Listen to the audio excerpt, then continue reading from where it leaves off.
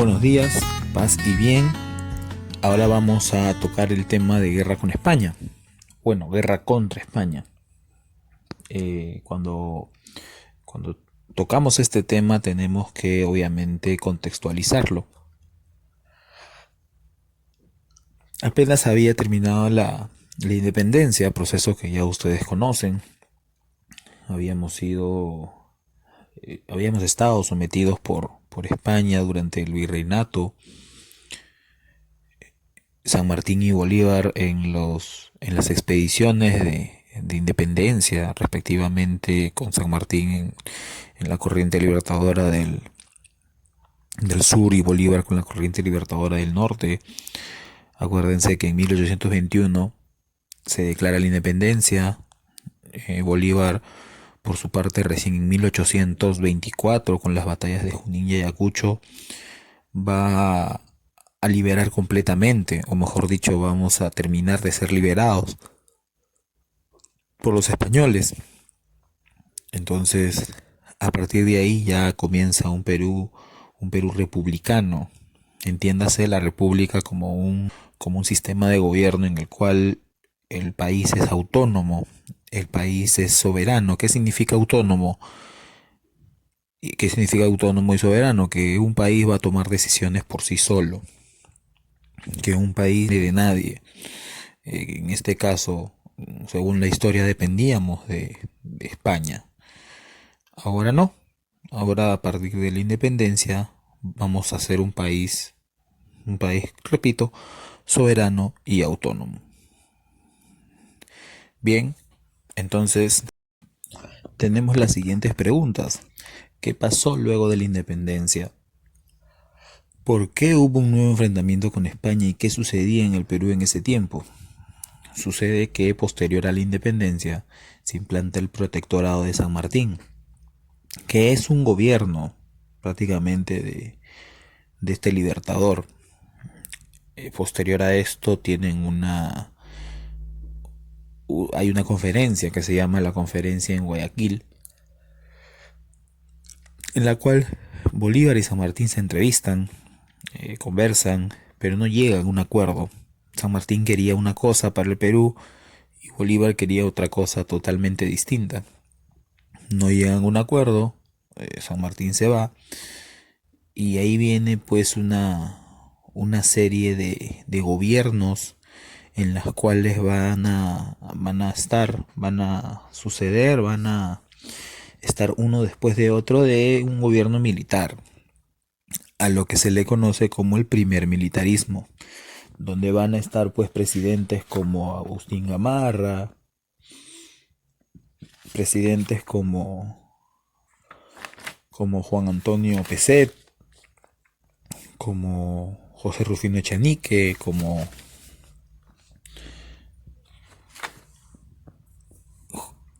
Ramón Castilla, ¿de acuerdo? Estos presidentes van a sucederse en el cargo por medio de golpes de Estado.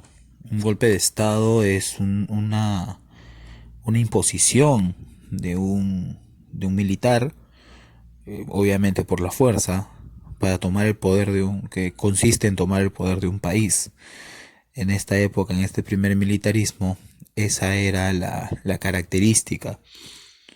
Entonces, eso es lo que va a pasar durante este tiempo hasta que recién se pueda dar otro tipo de gobierno que es conocido como el gobierno de los civiles. Los militares siempre se oponen, o sea, los militares son aquellos que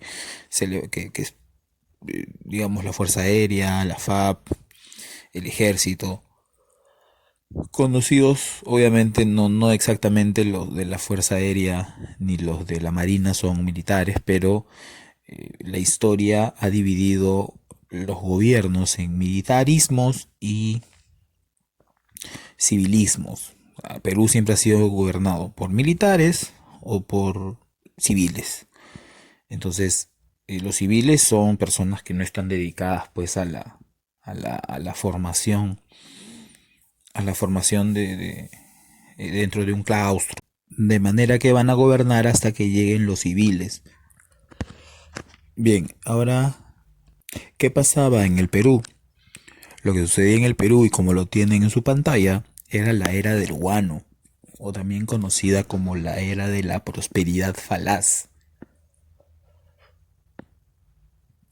¿Por qué se le conocía como prosperidad falaz? ¿Qué cosa es una prosperidad? Prosperidad es estar económicamente, para un país económicamente bien, estar estable en cuanto a la economía, tener muchos ingresos y pocos egresos. Entonces, eso es una prosperidad. Falaz, ¿qué significa? Falaz significa falso, falaz significa que no es del todo real.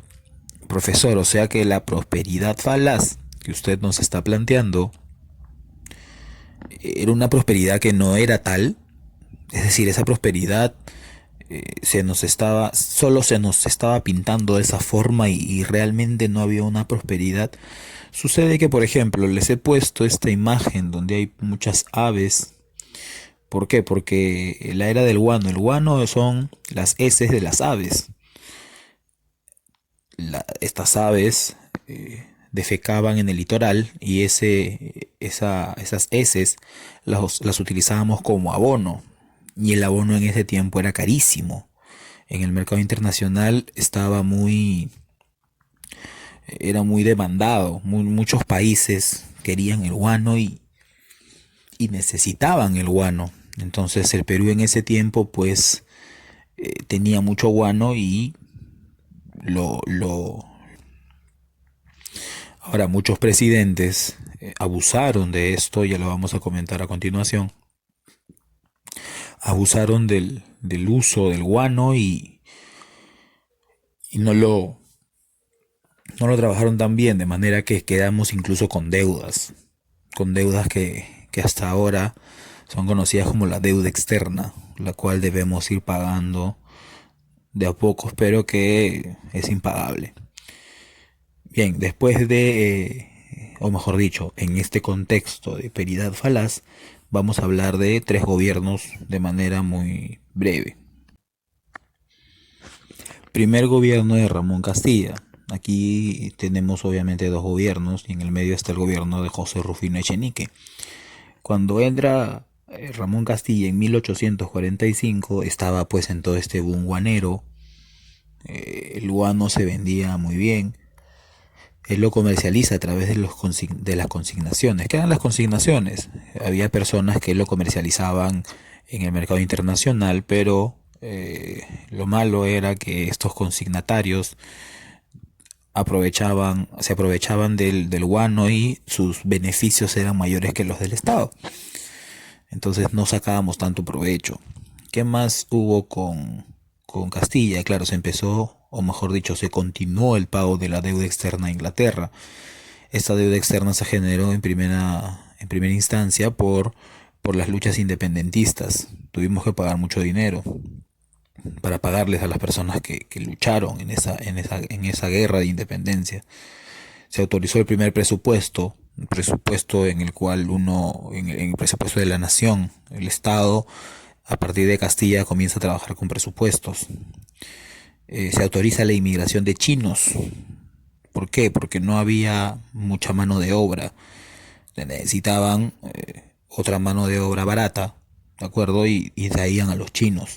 Compró buques de guerra, modernizó el armamento del ejército, creó el ferrocarril de Lima y Callao y la primera fábrica de papel. Esa fue el primer gobierno de Castilla. Luego lo sucede José Rufino Echenique, que tenía mucha simpatía con Castilla. Lo más resaltante del gobierno de Echenique, que va de 1881, perdón, de 1851 a 1855, es que firmó el Tratado Herrera da Ponte Ribeiro. ¿Qué nos daba este tratado, profesor? Eso fue el 23 de octubre de 1851. Nos daba libre navegación por el Amazonas. Esto quiere decir que podíamos salir al Atlántico a cambio de ceder terreno en los ríos Amazonas y Caquetá. En 1855 a 1862 vuelve Ramón Castilla.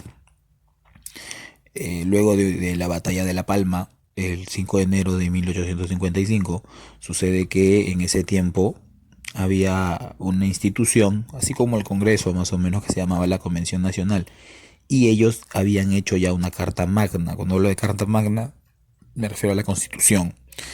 Ya habían hecho una Constitución en 1856, pero esta Constitución tenía unas características las cuales no iban muy acorde con los militares. Entonces Castilla hace un golpe de estado, elimina esta convención nacional que era como un congreso y crea una nueva constitución, una constitución más tradicional, una constitución más conservadora, que es la constitución de 1860, que va hasta aproximadamente 1920.